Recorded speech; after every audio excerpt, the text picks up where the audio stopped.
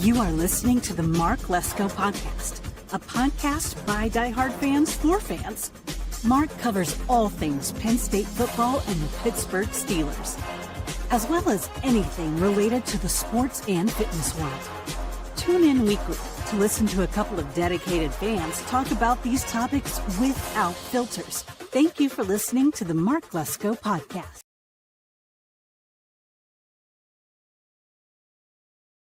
Welcome to the Mark Lesko Podcast. I'm your host, J. Rod, and this is Steelers Central. All right, guys, it's out of the way. Let's try to move forward best we can. I know that's tough, but we have another opponent this week, whether we like it or not. Amazing how that actually happened. I understand that week one had a lot of confusion in the sense like, wow, I didn't know the Jets were actually that good. Turns out they weren't. And it was an exciting game for unnecessary reasons in week one. So it's like, wow, we overcame that because we had Aaron Rodgers doing what he was doing. So it's obvious that that was exciting, again, for very unusual circumstances, and just it didn't need to be. But that's how it went in week one, and the ball completely dropped in so many ways. And sorry to use that as a pun for that bad memory, but that's really how it worked. But again, it's now week three. We're moving on. Try our darndest to find some solution to this chaos, and there's a lot, but you got to move forward. And with that, we're just going to go right into the kickoff. It's week three. It is this week is going to be the Steelers going into Foxborough, going up and facing the New England Patriots. Now, if I really dive into what the New England Patriots have done so far this season, what they have done,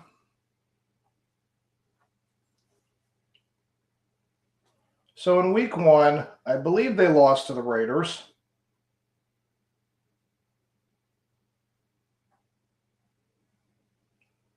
Yes, I believe I was correct, and it was in Foxborough. And they gave up 20 points to the Raiders, who, didn't look all that impressive against the Chargers last night. So in that game, there was a 26-yard pass from Geno Smith to Trey Tucker. And then the next one was Ashton Genty, 3-yard rush. And it was a bunch of field goals. So, they didn't exactly let the Raiders light it up. But, again, the fact that you lost to the Raiders, Raiders aren't that impressive of a team. So then you had in week two, you did win this game against the Miami Dolphins, 33-27. But as we pointed out, Miami is definitely having problems. Like, they are so discombobulated. And, if you listen to these numbers from that game, Drake May had 19 for 23, 230 yards. Two touchdown passes, but got sacked 3 times. QBR rating of 77.5. That's kind of the average that you want your quarterback's QBR to be. Like, you don't want it any less, but, of course, you'd like it more. And if you look at how they scored, Ramondre Stevenson, is that how you say his name? Ramondre? I think that's how you do it. 11 carries, 54 yards, averaging 4.9, which, again, that's not all that huge, but it would definitely do something against the Steelers. Drake May, 10 yards, 31, averaging 3.1. Antonio Gibson, listen, this I know we faced Breece Hall. I know we faced Walker III. If I am correct about this, Stevenson and May combining, that should not have any bearing on this particular threat. If we struggle against these types of running backs, that would be absolutely ridiculous. So, but yeah, it's that really shouldn't be a problem. Hopefully that doesn't add into this equation, but I don't know, guys. It's just you really have a hard time knowing what they're going to be doing. Sorry. But no, so I mean, if you look back on these again, the receiving, this is where it's like, okay, so Stevenson also got 88 yards. So the running back also caught a lot of passes. Austin Hooper, 38.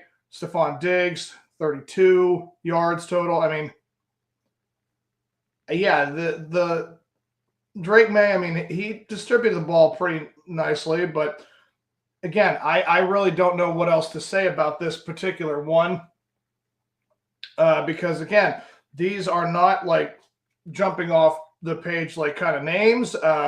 It's definitely it's certainly not the most impressive team. I mean, again, these are the teams you're supposed to be figuring things out against. And yeah, the fact that it's on the road, maybe that actually will work a little in your favor in the sense like we know that the Patriots are 1-1 as well. We know they have the history of beating them all the time, but that was a different time, different coach, different player. Like it's not that anymore.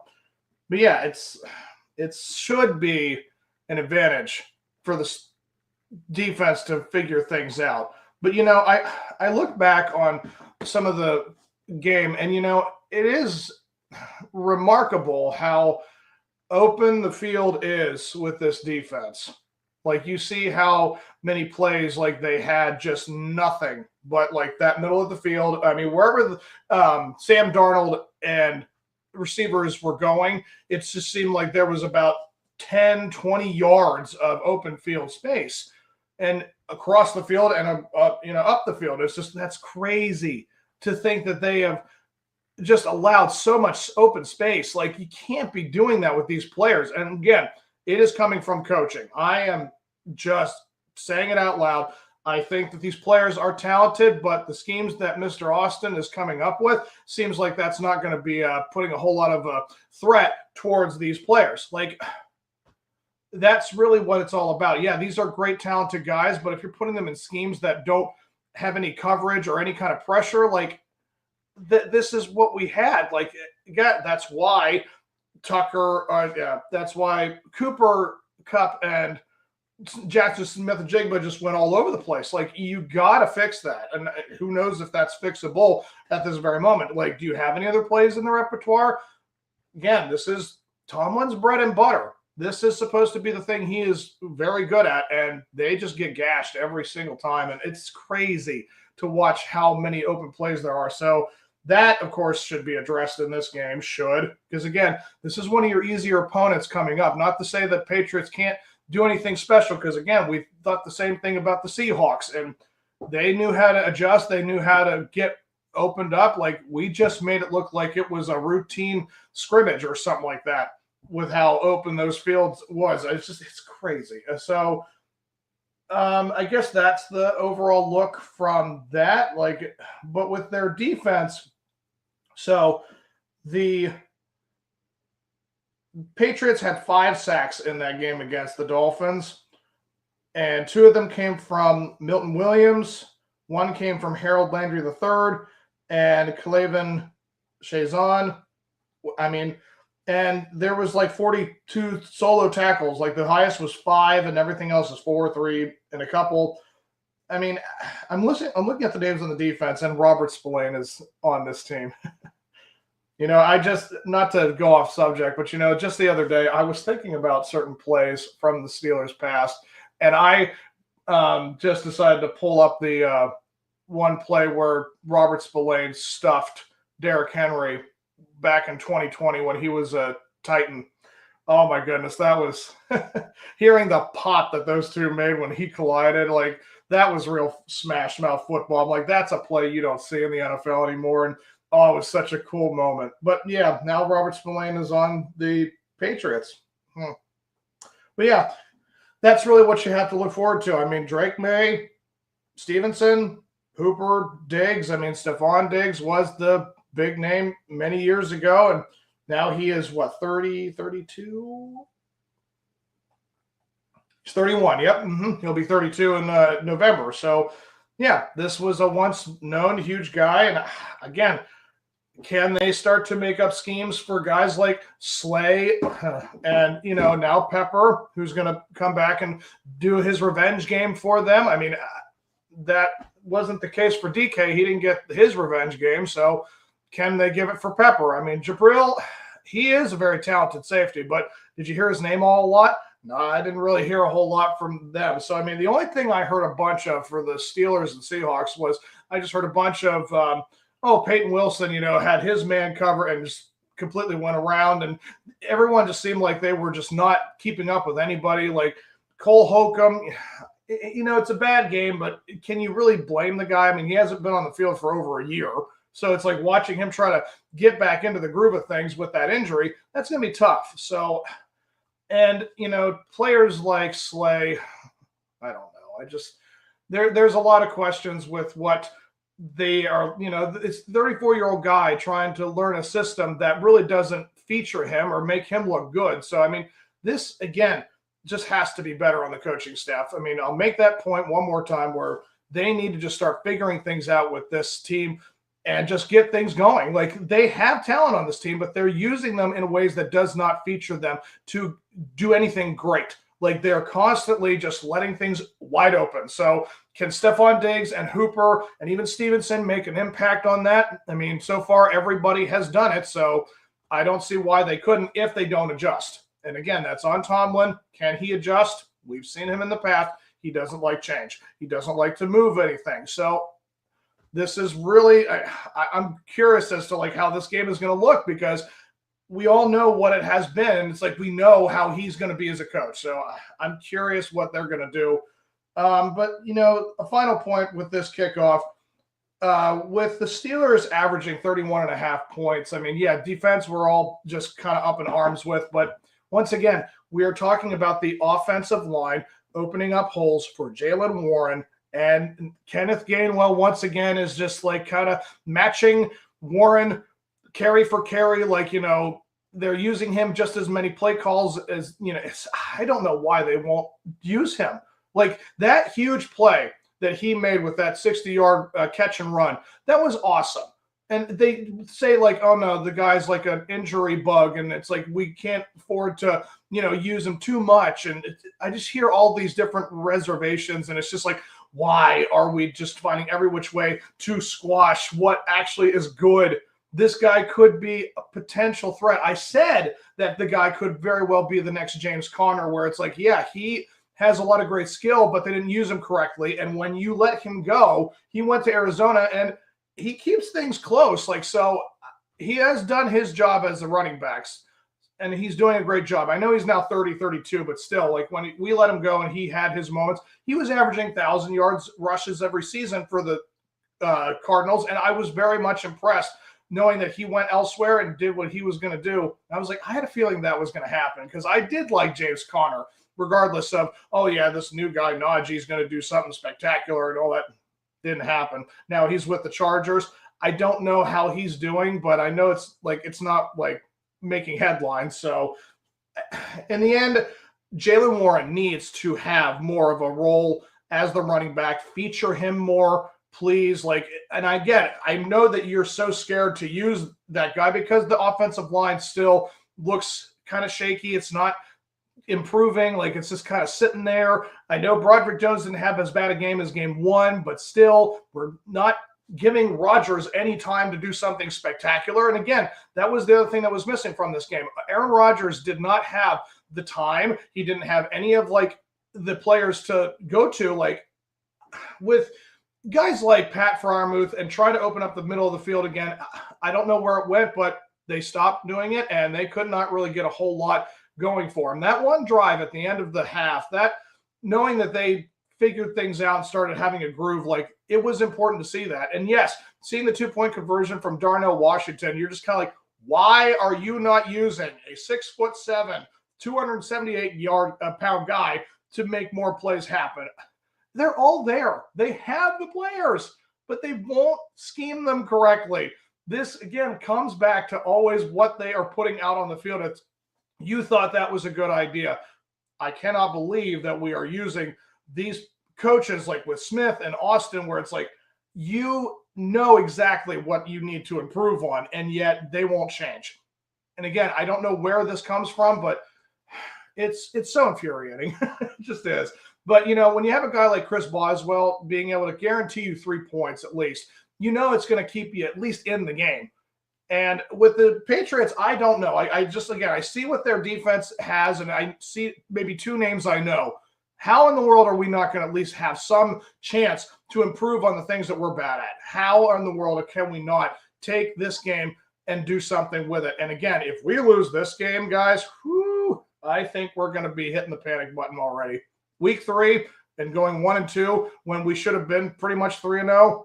We had a chance to win that game this week. We had every opportunity, and we just completely fell apart because, again, the schemes, the play design, everything about it was just so bad. It was just like they did everything they could to keep that team in it. And again, that the Ravens coordinator is now the head coach for the Seahawks. Yeah, when these teams and when players like Jackson Smith-Jigba, they just had every day to do something great. And again, Stephon Diggs is a guy who can still do that. I don't care if he is now 31, 32 years old. He can easily become that kind of player. And with Hooper, I've seen it in strides. He doesn't have it like as much as he did with I think it was with the Browns. But yeah, they have players, guys. They have guys that can expose it yet again. So it's going to be one of those tough environments where we walk into Foxborough and we have everything on our plate. They're going to have a chip on their shoulder. They're going to have everything. And please, I am begging you, find every which way you can to get the defense to move around, have TJ Watt and company figure things out, get them pressure. I cannot believe that we are witnessing this kind of stretch where TJ Watt has now gone 6-7 games without a sack. And Cam Hayward has not had a sack so far this season. That is $49 million on 2 guys, and they're not getting any pressure, not any kind of scare. Again, it's like you're watching how they set things up for the play, and it's like they're all over here. They will never go near him. They know exactly if they have that guy on that side of the field, they'll go to this side because they know they don't have any problem. It's just incredible how every team is just basically laughing at the Steelers' expense because they know the coaching is coming up with basically the same mechanics, like this idea that the formula is just going to be the same every time. And so it's so easy to predict. It's unbelievable. It is unbelievable that with this cachet, with this kind of stature, I remember, again, I'm going to highlight a guy, Dick LeBeau, the defensive coordinator from 2004 to 2014. I remember how everyone was fearing this guy. Everyone knew that this defensive coordinator was just basically a mastermind. He was the evil scientist moo-ha-ha-haing in the background, and he just knew how to get at everybody. He was that smart and that intuitive. I love watching his defensive schemes. He was absolutely one of the best at doing that. So, yeah, it's definitely come a long way since then. Terrell Austin, that guy couldn't probably even go and get LeBeau's dry cleaning. Or something I just cannot believe that we have these problems on defense like they do because that's been their history. They've always had the historically good defenses. And like I said in my last episode, we're averaging 31.5 points through the first 2 games. We haven't done that since 2002 before LeBeau showed up. And again, those years, they were just masterful. I think that they were constantly in first place or second place when it came to in that division every time for the 10 years that he was there. So we all know what we once saw, and it was marvelous. And now it just seems like we're kind of getting the puppet show version of what it used to be, and it's pathetic. They are just running through it. They're just finding every way to catch it. It's almost like I said, it's a scrimmage. They just do not have any real threat with the schemes. And again, I cannot believe I'm saying it with these players because, again, all of them are skilled at what they do. They're all pros practically between Ramsey and Slay. And, it's just crazy to see all these talented guys just not used correctly. It's just all right, are you trying to lose? What's the game plan here? You're all in on losing because these players, again, maybe they gotten paid and now it's who cares? I don't know. Like, it just seems like there is a lot of communication issues. There's a lot of frustration on that side of the ball. And again, I'm not even touching really the offensive line. That's the thing that's just so sad, because that's the thing we should be harping on. And it wasn't even the worst thing. It wasn't even the top 5 situations right now with the season. So it's definitely going to be an interesting game plan for sure. But that's what we have to look forward to, guys. I would like to think, now I'm going to try and predict this game again. So in the first quarter, I do think that we are going to have the same score. I think it's going to be 7-7. And in quarter 2, I think we are going to score a touchdown. They will score a field goal. And I'm saying it's going to be 14-10. And then when the half comes on, I don't care who gets the ball first. I do believe that the Steelers will give up a touchdown, and we will be down 17-13 or 17-14. And we will have to tie it and go 17-17 going into the fourth quarter.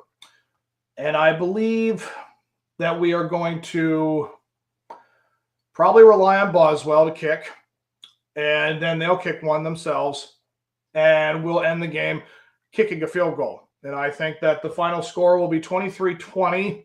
I think that would be respectable, sadly enough, for what the defense has done. I think they will give up something like 20 points to a team like the Patriots. But again, we'll see how it all unfolds. But that will be my prediction. I think the Steelers will win this game 23-20, just escape Foxborough and just edge it out. So there's that. So let's move on to the halftime show, and I will look at what Week 3's outlook looks like for the AFC North. So the first game I see, 1 o'clock, the Bengals take on the Vikings. And now the Vikings don't have J.J. McCarthy. It looks like he's hurt. And Joe Burrow's hurt, and Jake Browning is going to be the quarterback. What was going to be maybe an interesting matchup between Burrow and McCarthy, now it's Browning and whoever in the world the backup for the Vikings is, and I don't have a clue. Who did he get hurt enough where they brought in a new guy? And it didn't look like that, so I don't know who's going to be the quarterback for the Vikings, but yeah, it's definitely I think that's now the Bengals to win, and they will go 3-0, which means they'll lead this division still. And then in Week 3 for who else comes up? Oh, the Packers take on the Browns. I mean, I do remember seeing the Browns had like the ugliest 6-7 game start to the season. Like every team was like either going to be leading their division or being a playoff contender. It's not going to get any better with that. Whoo, they're probably going to maul them. I mean, for the Bengals and Vikings, I give a score. I'll say it's probably going to be like 30 to maybe 13, something like that. And then the Packers, oh my gosh, I think it's going to be like 38-7. Like, it's probably going to be that ugly. And then with the Ravens, yeah, I believe they have the Monday Night Football game with the Lions. And it's in Baltimore. Both teams, they definitely bounced back. Hoo-wee. That's going to be a fun game. I'm really looking forward to next Monday night. So, Goff versus Low Jackson. St. Brown, Zay Flowers. I'm probably going to give this to the Ravens. I hate that I say that, but what else is there to predict? I mean, this is going to be back and forth, but between Derrick Henry and Lamar Jackson and company, I think their defense is going to come with a game plan, and I just think they're going to shut Goff down, and it's going to be tough. But I mean, listen, they've got game makers, so I mean, I think it's going to be a close game. I think it's going to be high scoring. It's going to be like 30-28 Ravens or something like that. So it'll be a great game to watch, though. I'm looking forward to that. But no, so to wrap this up, guys, I will say it's entitled "It's a Long Season Either Way." Because, again, all these problems, even if we win, like I said, if we win 23-20, you think that's going to be making everyone go, oh, yay, we're going to absolutely take care of business going forward. No, this is just like we're going to have to see if this is an improvement. Like if you only give up 20 points, regardless who it is. Again, you've been giving up 30 points to these other teams that you should have easily been shutting down or keeping to at least 2 touchdowns or maybe a touchdown or field goal to, and you've given up 30 points each on each one. So it's like, if you can allow just 20 points against the Patriots, that's a victory, sadly enough. But again, we're going to have to see if the offense can bounce back. And like I said, I'm giving them 23 points. So it's like this, I think, is going to be a struggle again because the offensive line, I don't care who that is. The offensive line is going to be the liability for the entire season because, again, they didn't address anything practically. I think the biggest thing they made and change was, Troy Falatano is back from injury. I don't think any other player is like made a huge impact on the offensive line. We didn't draft. We didn't try to pick anyone up. So this is what we have to deal with. It's going to be interesting after this game. If they win and we're 2-1, yes, we can breathe a little bit. And then we'll go over to England and take on the Vikings without J.J. McCarthy. And again, it's just a shame because, you have Jamar Chase and company not really having a quarterback to have you throw to. I mean, I'm sure a lot of fantasy owners are ticked. And I don't think I have Justin Jefferson in any of my fantasy leagues, but it's like, man, there goes a lot of points there. But again, you go into England and, you win that one too, because again, now you have the advantage that they don't have the slinger to get the ball to them. They should be able to take advantage of that too.